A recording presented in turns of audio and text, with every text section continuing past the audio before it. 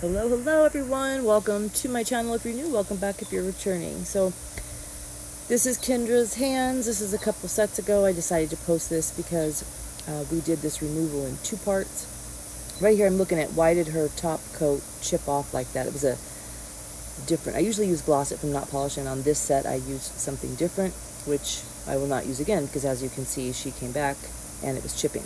This is 4 weeks and she had broken one. She injured herself and broke one finger off the middle there, but other than that they all stayed on with no lifting, which was fabulous. And a lot of this video is just removal. Like this right here I have in real time. I'm using a not polished 5-course safety barrel bit, and I have my e-file on a speed of about 14.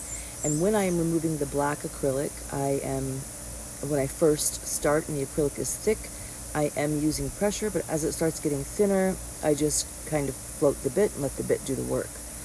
So for some people this is really satisfying to watch, so I am going to jump on and off and explain things as we go, but for the most part I'm going to let you guys watch. But one reason why I put a clear layer down when I do a set is for this reason. As you see the removal happening, I know that once I get the color off that I'm down to the clear layer and not her natural nail, because this bit here, my removal bit, should not be going on the natural nail. So putting down a clear layer first always helps me know when I'm doing a removal or a fill or a backfill, when I've got the color off, that I'm down to the clear. I'm working on the clear layer and not her natural nail. It keeps her nail protected and it helps me see that. So that's what I'm going to get these nails down to, and then we're going to do a silk up. When Kendra came in this time, we did the set of nails that I posted. I believe they were the pink hollow nails. She came in this day because the next day she was having oral surgery. She was going under general anesthesia and having 4 impacted wisdom teeth removed and 2 other molars pulled because she's got braces on and they need more room in her mouth. So they had told her she could not have any nails on for the surgery. So she came in, she got this removal, and then the next day she had her surgery, and then the day after the surgery she came back and got those pink nails. So she literally had cotton, or gauze or whatever packed in her mouth when we did that pink hollow set. So I want to explain also what else is going on here. I've mentioned before, Kendra comes back every 3 or 4 weeks on my channel for well over a year now. And a lot of times she likes to trim her own nails. She was a nail enthusiast before she started coming to me. She had never done acrylics before. She hadn't ever even done gel polish. She just likes regular nail polish lacquer. But she's very artistic. She paints, she draws, she writes books. She's a very artistic, creative person. So she would always do her own nails until she discovered acrylics, and now she comes to me for that. But she has her own particular way of liking to trim her nails, so she just does it. I just hand her the tool and she does it. That's Kendra, and she's my client, one of my very loyal regular clients, so I'm cool with that. So with this set, what happened was her nails have grown out long enough that she has a good natural length. Had a good natural length on both hands. And when she came in when we planned this removal and a new set, we were going to not use tips again. We were having such a hard time with this thumb, me getting a good angle, so I kept having to rearrange her, which is why I kept this in, because I thought it was a little silly. We just kept twisting and turning and moving around. Anyway, the idea was to do a removal and a soak off, because I've mentioned before on my channel, when I have a regular client, after the 3rd or 4th set, I like to do a complete soak off, get a gauge of the health of the nail, trim them down and put on tips, get rid of the natural link so they don't have that, underneath, that natural nail underneath, or do no tips and just start doing acrylic overlay, whatever the client chooses or prefers. So her natural length had grown out to the length that she likes to keep her nails, and so our plan was to, after this soak off, just give her nails an oval shape and leave her natural length and do an overlay only. But since Kendra broke that middle finger on her other hand,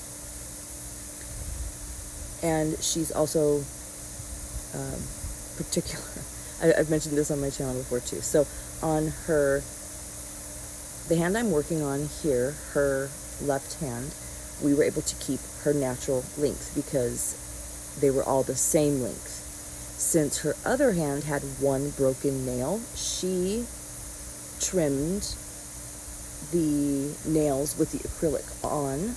She used the nippers to snap her length off because she just wanted one hand with tips and one hand as an overlay.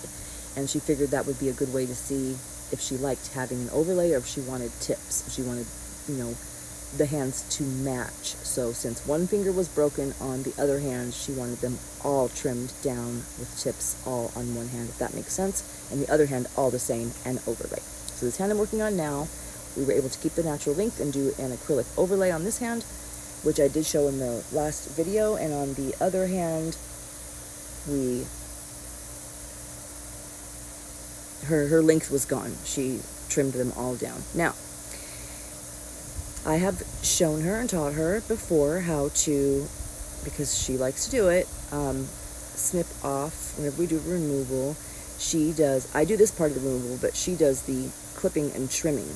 She has a very long hypomecium, and she also has a really high apex on two of her fingers, her middle and index, which you'll see comes into play here that I'll explain to you. As you can see, I'm getting into the arch of her nail, but the acrylic is thin. That's because her apex is high here.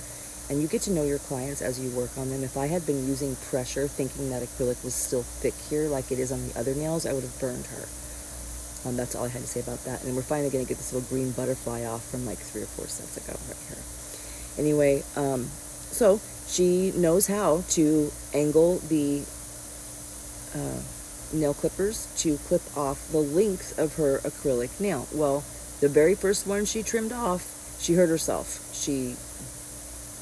If you know what I'm talking about, when you get a pair of straight edge nail clippers and you're going to do an acrylic removal, you put the clipper like at the base of where your skin is at your free edge, and you clip both sides, and the length of the nail just pops off. Well, she did that on her ring finger of her other hand and caused a little bit of lifting and caused it to kind of rip.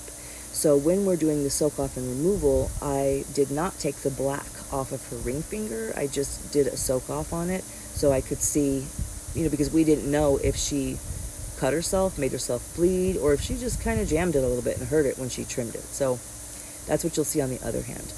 This finger here, I can see that if I were to do this finger, and I believe the ring finger, or maybe the index, but you'll see as we go. I think it was the other one or the next one, but basically that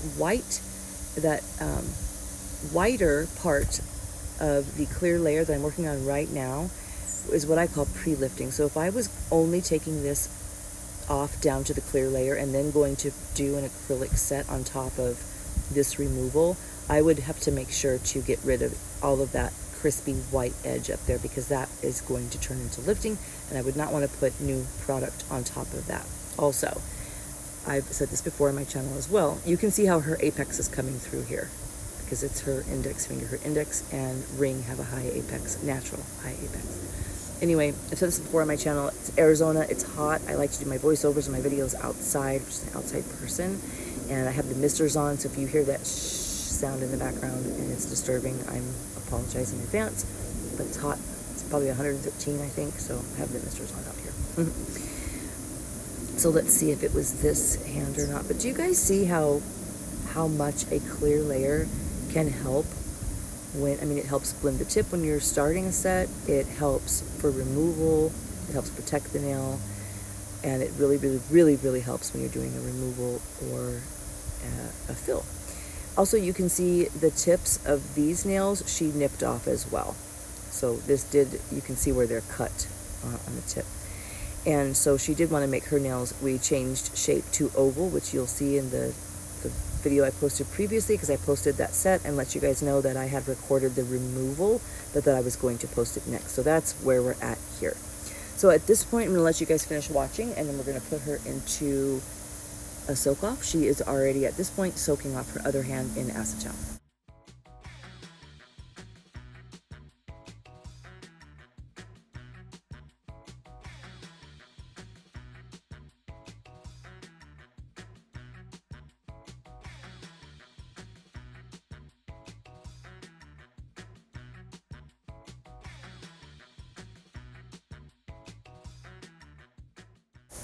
Quick little mention, you'll see me with my thumb rub the nail quite a bit, especially when I get down to when I first see the clear layer be revealed. That's because I'm checking for temperature. You should always do that. And here I just show a little bit of cleanup because it's satisfying.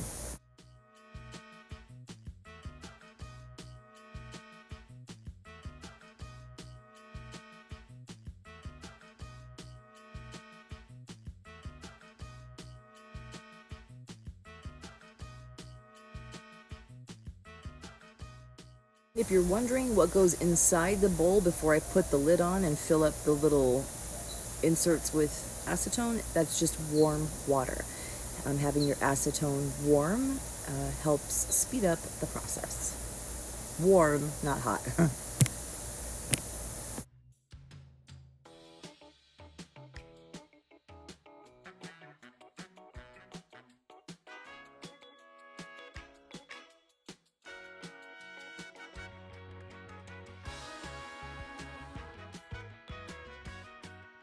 Okay, so since she is going home without acrylic nails on, I am going to, of course, finish the removal, which always looks worse before it gets better. This is one of those trust the process things. So all I'm doing here is just finishing the removal. I'm going to do basically a dry manicure so that she leaves with her nails nice and pretty, and then you guys will see the final result of what a healthy soak-off should look like. One hand will have no length, this hand, and the other hand will have her natural length, and you'll see how pretty and healthy her nails are under here, again after over a year's worth of keeping acrylic on. And this is the finger that she basically jammed it when she cut it, so I'll show you how I carefully remove that to make sure she's, we're not injuring her further. So right here I'm using this Profiles Backstage sanding band. Pardon me, I'm on a speed of 3,000 or 4,000. I'm going to keep touching the nail to test for heat, to test for lifting, length, all of that. And it is not necessary to get every single little bit of product off. That would actually damage her nail more for me to just drill and grind away at that. So I'm only getting off what's necessary to apply nails then 2 days later. She's gonna have her surgery the next day, and then she's coming back for the next nail. So I'm basically doing all my prep here, and then the video I posted a few days ago with the pink and hollow set, whatever prep I did then was on these nails. So the videos are posted in reverse, but I'll just let you guys watch. Anytime I'm working on the natural nail with any of these bits, I'm at a speed of 3,000 or 4,000. This is a Kiara Sky medium tapered barrel, and I love this bit for getting in the corners. It's really sharp, so you can't use it at a high speed, but it is made for prep on the natural nail, so I use it to remove the shine, remove product, push back the cuticles. I have a lot of these bits. I buy them every time I go on the Kiara Sky website or Nail Company Wholesale Supply. They also sell them, and they're awesome. So I'm just going through making sure that any product like nail tip or acrylic is flush to the nail and removed. Now, this is how acrylic looks like. This is only the clear layer. I don't take a cuticle pusher, and I just feel like it's too harsh of a process. Just for me, my preference is to take a clean paper towel and just pull and wipe this off.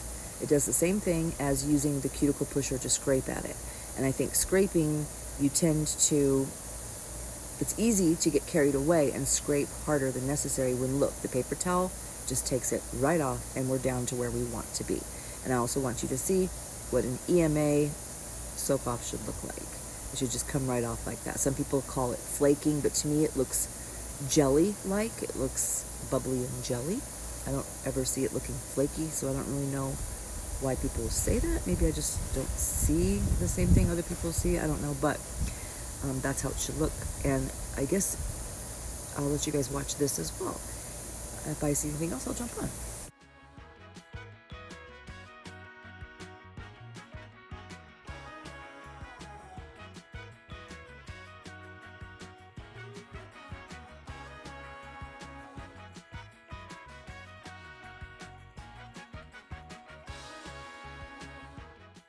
Okay, this was the finger I was talking about. See how that white, that clear layer is more white and flaky closer to the cuticle?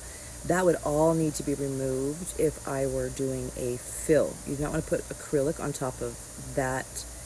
That's how you can tell you're going to have lifting. And see on this one how that whiter edge is there? You would want to remove all of that if you were going to apply acrylic.